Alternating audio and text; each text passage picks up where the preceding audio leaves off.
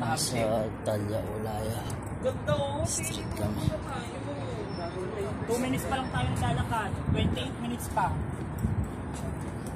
Si Robert na iwan na naman.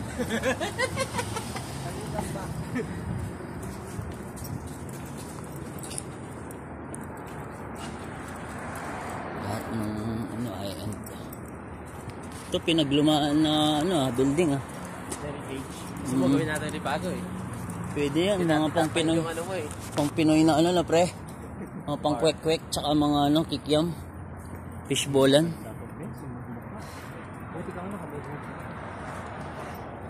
Mahaba pa to, hanggang dun pa to.